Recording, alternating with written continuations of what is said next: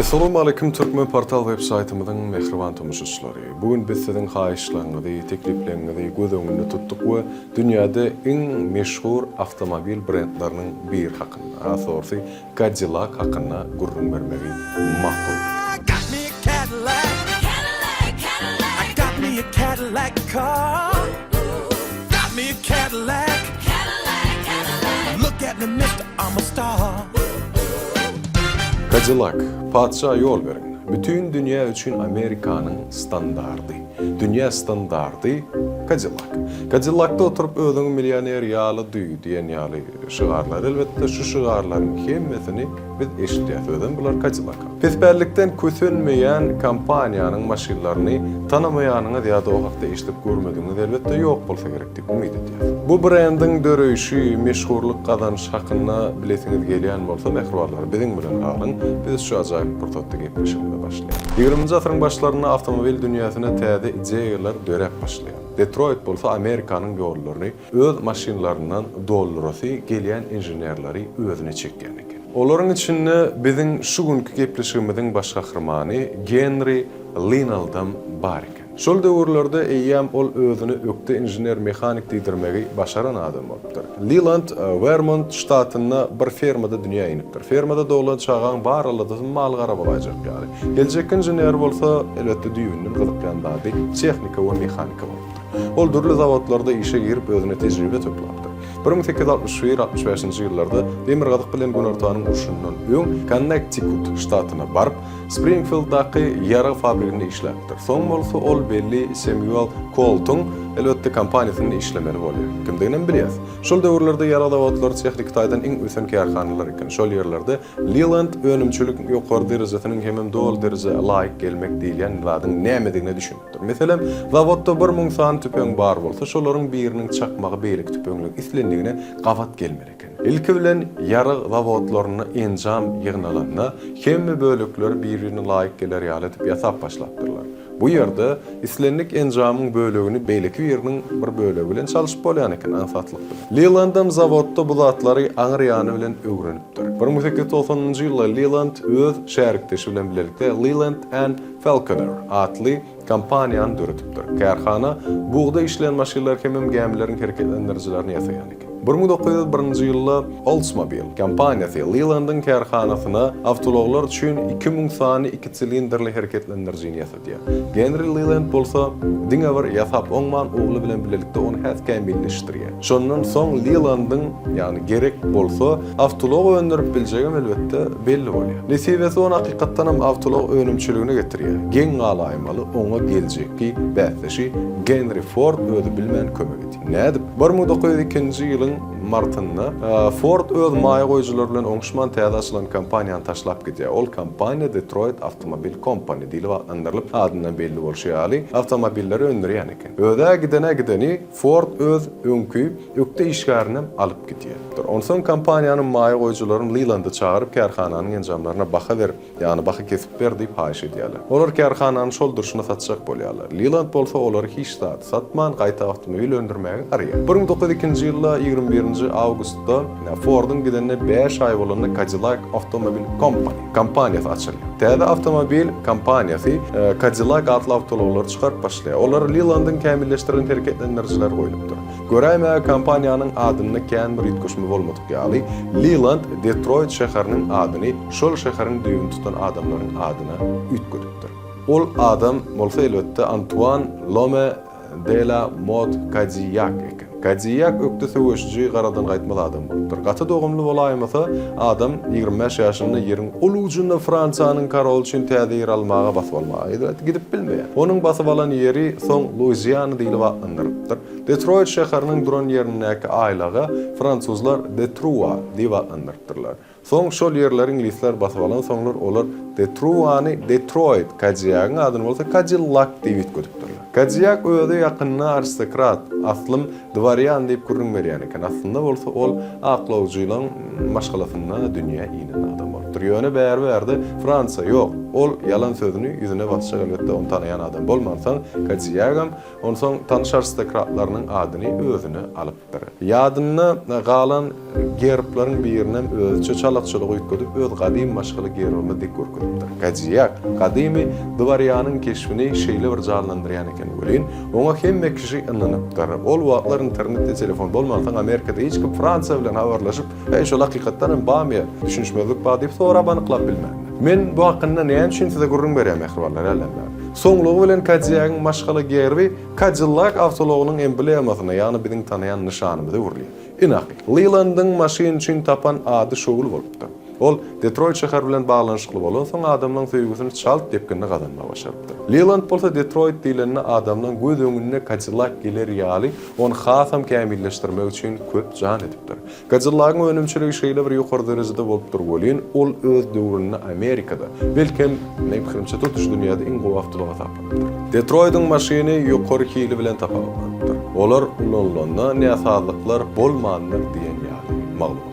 Kampaniýany meşhur eden ýene de bir zat onuň awtologlaryny beçermek aňsat bolupdyr. Cadillac'ın enjamlary anyklyk, taýyklyk bilen ýasalan soň olar çalyşmak aňsat bolupdyr. Bu suldyň awtomobil önümçiligine däl, soňa waka ol elbetde öndürilişine taýyklyk gerek bolan başga da ugurlarda ulanyp başlandyr. Leland'ın esas utýan ýeri bolsa onuň maşynlarynyň güýçli hereketlendirjileri. Cadillac'lar hem çalt hem akynly ýörekdir. Bu bolsa olar awtologlaryň içinde birinji orna geçiripdir. 1908-nji ýylda Cadillac Büyük Britaniýanyň Duar Trophy bayragyna münasip bolýar. Siz telekeçi önümü öndürýäňiz ýa-da hyzmat berýäňiz.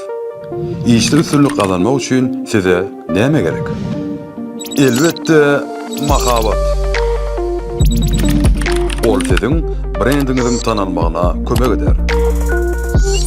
Mahabatlar dürli bolýar. Olaň içinde iň netijeli bolsa sosial torlarda goýulan mahabatlar. Dünýäniň islenip günjegine adamlar internetiň üstü bilen siziň mahabatyňyzy görüp bilerler. Türkmen portalam size şeýle netijeli mahabat hyzmatlaryny ödürleýär. Siz bu saýdyň iň meşhur gepleşlerini öz mahabatyňyzy ýerleşdirip bilersiz. İsleýän suratyňyz, isleýän ýazyňyz, habarlaşmak üçin maglumatlar, hemmesi isleýän gepleşiňize goýular.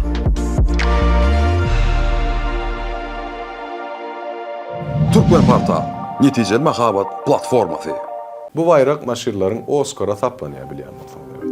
1912-nji ýylda Cadillac dünýäde birinji bolup elektrik starterli awtologlary çykaryp başlaýar. Şoňa çenli sürüjiler öz maşynlaryny 50 otlaýan ekenler, näşeýler öňler. Öňler olar maşyna dünýäçäler ýadaýan bolsalar, inni awtomobiller otlamak hasan satlaşypdyr. Onsoň denallarym inni maşyn otlamak üçin öňküler ýaly özüne agram salmaly däl we bir de monu otlap bilersler diýip pikir etipdirler. Şeýdi we denal sürüjilerim şol esasy köpelip başlapdyr. Muny gören Andre Citroen prototyp peýdalanyp 1922-nji ýylda ýüridi denallar üçin 5 CV modeli ýani awtomobili oýlap tapýar. Henry Ford'un awtomobil zawodlary Detroit'da işleýän eken hakykatda. Ýöne Ford öz maşynlarynyň bahasyny arzanladyp, olary köpçüligi el ýeterli etmegiň ugruna işleýän bolsa, Leland öz awtologlaryny ekskluziw model etmegiň ugruna jan çekýän eken. Cadillac'ın alyjy hökman bay, ardan maşyn binmek islemeýän adam bolmaly diýip tasaplapdyrlar. Ol köçe çykanyna hemme kişiniň gözü onuň maşynynda bolmaly. Başta iki kompaniýanyň maşynlarynyň bahalaryna kän bir tapawut bolmandyr.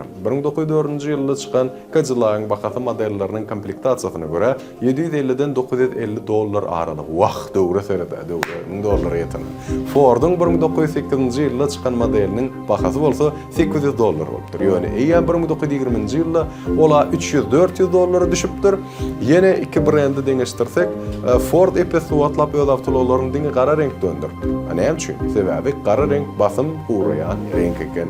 Kampaniýa önümçiligini giňeldenden soň şu zatlarda üns bermeli bolýan eken. Leland bolsa baýlan hemme isleýlerini göz öňünde tutup awtologlary islenlik renkde çykaryp başarýar eken. 1920-nji ýyllarda öz müşterilerini 500 türlü renk ködürläp 500 renk, olaryň saýlan renkini awtolog renklep berýän ýeketek kampaniýa Leland'ın eken. Cadillac'lar köçede ütgüşük hemem elbette bedelli görünmek üçün ullanıpdyr. 20-nji asyryň başlaryna adamlar brand sözüniň nämedigini bilmendirler. Ýöne Cadillac şol wagt brand bolupdyr. 1909-njy ýylda Leland bilen onuň döreden Cadillac'ynyň ýollary bölünýär. Sebäbi şol ýyl Leland öz Cadillac Automobile Company atly karhanasyny Detroit'yň ägirt kompaniýalarynyň biri bolan General Motors satdy. Soň bolsa 1-nji jahan uruşy döwründe täze kompaniýanyň düýbüni tutýar.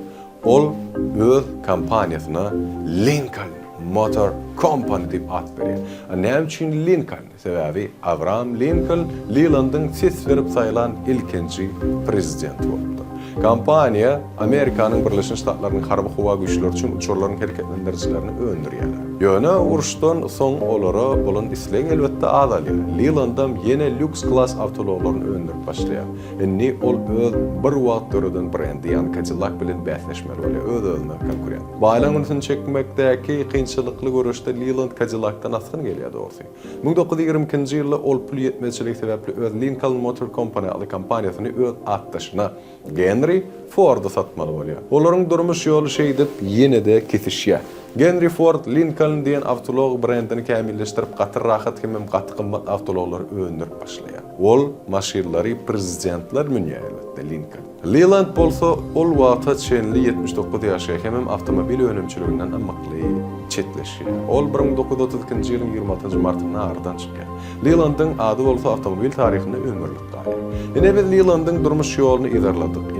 Gelin ýene-de Cadillac'a aýtyp geledik. Cadillac ýyllaryň dowamyna kämilleşip gelýär. Ol adamlaryň derejesini hemem baýlygyny görkezýän maşina öwrülýär. Dünýäde ilkinji awtomatlaşdyrylan korobkaly awtolog elbetde Cadillac'dan döredi. Bu bolsa awtolog önümçiligine uly bir rewolýusiýa sebäp boldy diýip gelmeşmek gerek. 1950-nji ýylda Amerikany Cadillac'syz gödöňüne getirmen bolany. Ol ýöne bir maşinäle adamyň ýaşaýyşyny görkezýän bir zat öwrülýär. Hollywood'un ýyldızlary, meşhur siýasatçylar, belli meşhur adamlaryň hemmesi hökman Cadillac'yň rolundan tutaýmaly. Gelin şu ýerde Cadillac menen meşhur adamlaryň käbirini sanap geçeýär. Sözüm gowru bolmaly ýaly. Amerikanyň Birleşik Ştatlarynyň prezidentlarynyň käbirleri, ene mesele maýdanynda Dwight Eisenhower, John Kennedy hemem Barack Obama branýerlenen Cadillac minipdirler. Dünýä belli Al Capone, bilýäs kimdigini, Elvis Presley, ýaly meşhur adamlaryň Cadillac'yň müşterileri bolupdy. 1953-nji ýylda salonuna klimat kontrolyny ýaly sowadyjy goýan ilkinji maşin Cadillac. Ýöne 1970-nji ýyllarda kompaniýada käbir kynçylyklar ýüze çykyp başlaýar. Olaryň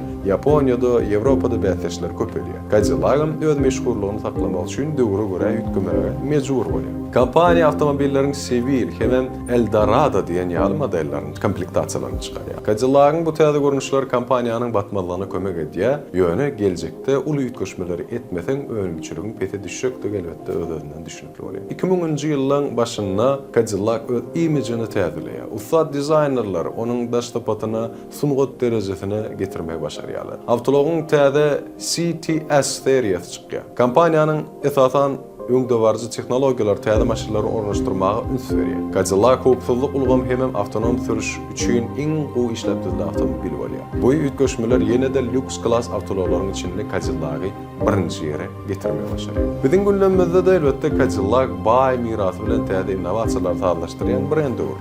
Ol inne diňe baýlygy hemem dereje üns berýär. Cadillac öňdewarjy tehnologiýalar halaýan ýaşlaryň köpüniň sevgisini alýar. Kompaniýanyň Escalade XT6 ýaly täze çykarýan modeller sürüjüleri diňe rahatlyk hemem üstünlük däl, howpsuzlygy we ekologiýany goramak hem bir wagtyň öpçün edýär. Döwür ýetgeýän mehribanlar, ýöne Cadillac hemişe islenlik döwürde ýokarky stilini, täze innovasiýalar özüne jemleýän brend hökmüne awraýly ýitiren. Ine mehriban tomoşaçylar, ýedi watandaşlar Cadillac awtolog hakyna we degişli taryh hakynda size ýetirmek isleýän maglumatlarymyza dogruçylardan ibaret. Biz şonuň bilen gepleşigimizi geçirip gutarýas we meşekilimizi ýaly ýatlatmak isleýäs, bilesim gelýän wagtly gepleşigimizi islennik ýerde belet filmden we belet videodan elbetde tapyp, görüp, gaýtalap görüp, öwrenip, öz maglumatlaryňyzy alyp soň bir ýerde gurrun berip, man bulardan arkaýyn ýagdaýda peýdalanyp bilersiňiz. Ýene-ki gepleşigimizi görüşýänçe başda bolan we elbetde özüňizden gowja seredin.